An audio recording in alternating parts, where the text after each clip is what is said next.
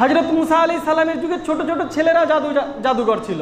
ছোট ছোট ছেলেরাও জাদু শিক্ষাকে তারা নিজের ট্যালেন্ট মনে করতেন। আজকাল যেমন ফোন চালানো ট্যালেন্ট হয়ে গেছে, ছোট ছোট ছেলেরা বড় মানুষ থেকেও বেশি জানে।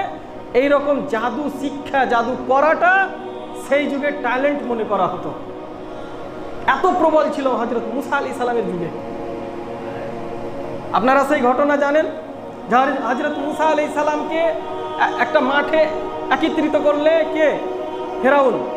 এবং সমস্ত জাদুঘরকে এক জায়গায় একটা মাঠে ডাকা হলো, সমস্ত লোককেও ডাকা হলো, সমস্ত লোককে ডাকা হলো। এবং জাদুঘর, সব জাদুঘর গিয়েছে।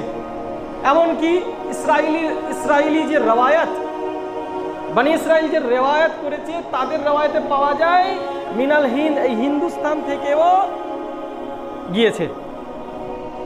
হিন্দুস্তান থেকেও, মানে ভারত থেকেও গিয়েছে। ভারত থেকে কোথাও বেনারস থেকে 3-4টা নাকি জাদুঘর গিয়েছিল। যাই হোক, এগুলো কোরআন এবং আহাদিসের কথা নয়। যাই হোক, শুনুন, লাইন নাই, কিছু করা যাবে না। তো সেই জাদুঘরেরা যখন মাঠে একত্রিত হলো, আর মুসা আলাইহিস সালাম একদিকে, তাদের কাছে ছিল এই রকম লাঠি আর দড়ি, লাঠি আর দড়ি। সমস্ত জাদুগিররা বলছে মুসাকে, সমস্ত লোক একদিকে, দৃশ্যটা একবার চোখের সামনে করে দেখুন, সমস্ত লোক একদিকে আর দুটো মানুষ একদিকে। কে? মুসা, হযরত মুসা আলাইহিস সালাম এবং হারুন, এই দুটো ভাই একদিকে, সমস্ত মানুষ একদিকে। তখন সেই জাদুঘরেরা বলছে, কে মুসা, তুমি আগে জাদু করবা না আমি আগে জাদু করব? আমরা আগে জাদু করব। তুমি আগে জাদু করবা না আমরা আগে জাদু করব? হযরত মুসা আলাইহিস সালাম, চলছে না তো, মাইক চলছে না, বসুন, বসে যান, বসুন, একটু কষ্ট করতে বলুন।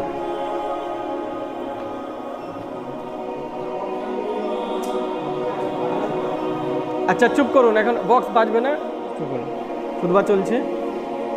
তো হযরত মুসা আলাইহিস সালাম বলছেন, তোমরাই আগে জাদু করো। জাদু করা হলো।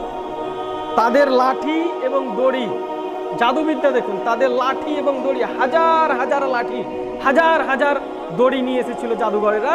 সমস্ত লাঠি এবং দড়িকে ছেড়ে দেওয়া হলো। সমস্ত লাঠি এবং দড়ি যারা যারা যেটা নিয়ে এসেছিল সমস্তগুলো সাফ হয়ে গেল। হযরত মুসা আলাইহিস সালাম জাদু জানতেন না। হাতে একখানা লাঠি ছিল, সেই লাঠিটা, তো সেই সাপগুলোকে দেখে, সূরা তহা 60 নম্বর আয়াত থেকে পড়বেন, সব পেয়ে যাবেন। আর সেই লাঠিগুলোকে দেখে, সাপগুলোকে যখন সাপ হয়ে গেল, জাদু করে সাপ হয়ে গেল, চলন্ত সাপ, বিষধর সাপ, এই রকম যখন হয়ে গেল, তখন মুসা আলাইহিস সালাম ভীতু হলেন, একটু ভয় খেলেন, নিজের নাফসে নিজে একটু ভয় অনুভব করলেন। আল্লাহ রাব্বুল আলামিন বলছেন, হে ইন্নাকা লা তাখাফ ইন্নাকা আনতাল আলা, হে মুসা তুমি ভয় খেয়ে না, তুমি হচ্ছে শক্তিশালী, তুমি হচ্ছে প্রবল, তুমি ভয় খেয়ে না। মুসা তোমার হাতে কি আছে? হযরত মুসা আলাইহিস সালাম বলছেন লাঠি।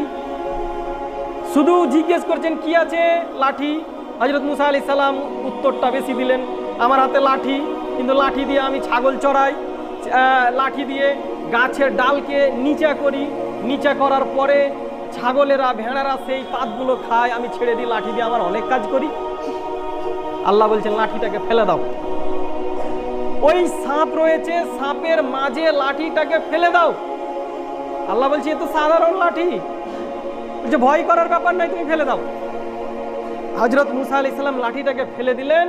ফেলে দেওয়ার পরে আজদাহা সাপ অজগর সাপে পরিণত হয়ে গেল। সেই লাঠি, বলুন আল্লাহু আকবার। সেই লাঠি অজগর সাপে পরিণত হয়ে গেল। তিনি কিছুই বলেননি, কোনো বাক্য নাই। এত বড় সাপ হলো, হাজার হাজার সাপকে সেই লাঠিটাই, সেই বাহ্যিক দেখাওয়া একটা সাপ, সেই সাপ খেতে লাগলো। সমস্তকে যখন খেতে লাগলো, কিছুই বাকি থাকলো না, সমস্ত সাপকে খেয়ে সেই লাঠি আবার যখন উনি ধরলেন, লাঠি হয়ে গেল। বলুন আল্লাহু আকবার। এই হচ্ছে মুজিজা, এটা জাদু নয়, মুজিজা।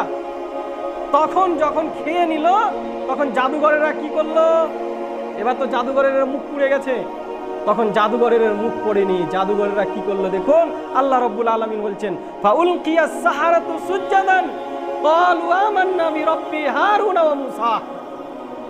আল্লাহ রাব্বুল আলামিন বলছেন তাদের ঘটনাকে স্মরণ করিয়ে দিয়ে এই সমস্ত জাদুঘর যারা জাদু করেছিল সেই মাঠে ফেরাউনের সামনে, তখন তারা কি করলো? সমস্ত জাদুঘর আল্লাহ রাব্বুল আলামিনের সামনে সাজদারির হয়ে গেল। আল্লাহ রাব্বুল আলামিনকে সাজদা করতে লাগলো সেই জাদুঘরেরা এবং বলতে লাগলো ক্বালু আমান্না বিরাব্বি হারুন ওয়া মূসা, কি আমি হারুন এবং মূসার রবের প্রতি ঈমান নিয়ে আসছি। বলুন আল্লাহু আকবার। আমি হারুন এবং মূসার রবের প্রতি ঈমান নিয়ে আসছি। কেন বললেন? এই জন্যই বললেন যে যিনি করেছিলেন সেটা জাদু ছিল না। কিন্তু সেই যুগে দেখুন, এই রকম করে দেখুন